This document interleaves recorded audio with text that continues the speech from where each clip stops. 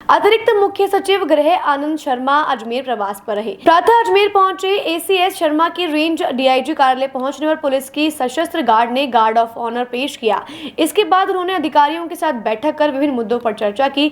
बैठक में range DIG सहित तमाम अधिकारी मौजूद रहे। देखिए, उद्देश्य था कि जो विभाग है और जो रेंज है उसमें जो क्राइम की स्थिति है उसके बारे में थोड़ा रिव्यू करने के लिए, दूसरे कोई मुद्दे जो कानून व्यवस्था से संबंधित हैं उनके ऊपर चर्चा करने के लिए, और मेरे पास अन्य भी विभाग हैं उनके बारे में बात करेंगे। यहाँ पे जो जेल है इसका भी इंस्पेक्शन हम करेंगे। इन सभी बिंदुओं को लेकर के हमने यहाँ पे चर्चा की है और चर्चा काफ़ी सार्थक रही है।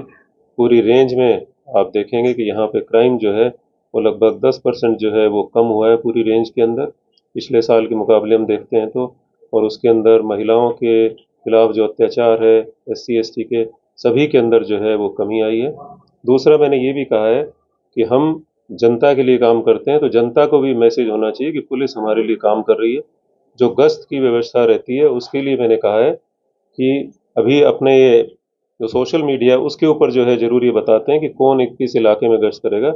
मैंने इनसे कहा है कि प्रेस में भी रिलीज़ करें किस इलाके में कौन अधिकारी और कर्मचारी जो हैं गश्त पे रहेंगे, उनके नंबर भी हों ताकि जनता को भी पता रहे।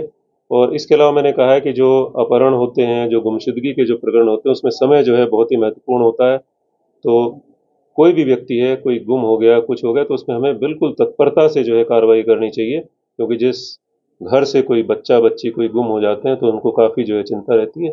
ये सभी बिंदुओं के ऊपर जो है विस्तार से चर्चा हुई है। ये भी मैंने कहा है कि जो CCTV कैमरा हैं वो सुबह ये ज़रूर देखें कि सब काम कर रहे हैं, जो ख़राब हैं वो बहुत ज़्यादा समय तक ख़राब ना रहें, सही रहें। रात के समय भी कौन से ऐसे एरियाज़ हैं जहाँ पर कि दुर्घटना और इस तरह की घटनाओं की संभावना बनी रहती है, उसकी मॉनिटरिंग करें ताकि क्राइम को हम थोड़ा पहले ही रोक सकें। हम कई बार होता है कि क्राइम के बाद तो हम काम करते हैं, लेकिन क्राइम को कुछ रोका भी जा सकता है अगर हम CCTV कैमराज की रात को ठीक प्रकार से निगरानी करें।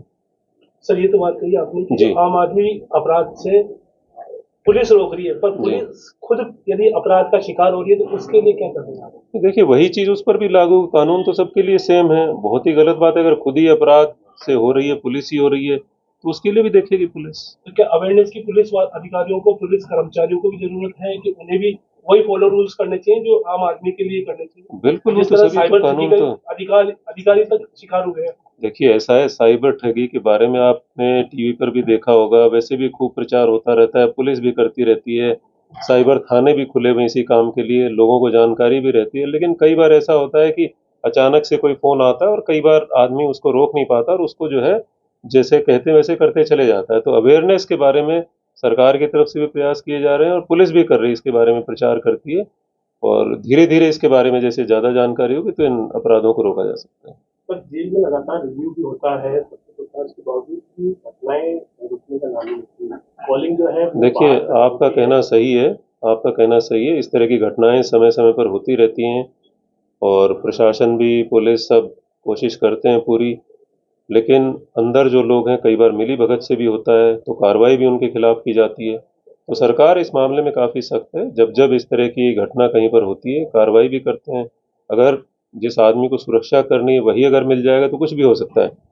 लेकिन सरकार की इसमें मंशा साफ है, जो भी लोग ऐसा काम करेंगे उनके खिलाफ सख्त से सख्त जो है वो कार्रवाई कर भी रही हैं और आगे भी करेंगे।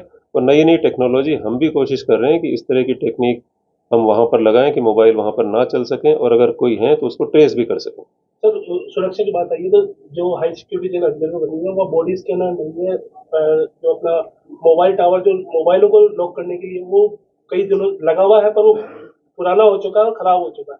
हाँ, तो कहीं ना उसी कहीं का equipment की उसी कमी है। उसी का मैंने कहा है कि धीरे-धीरे देखिए, समय-समय के साथ धीरे-धीरे चीज़ें ऑब्सोलीट भी हो जाती हैं, उसको बदलना भी पड़ता है। तो उसकी भी कार्रवाई चल रही है, शीघ्र ही इन चीज़ों के अंदर आप बदलाव देखेंगे।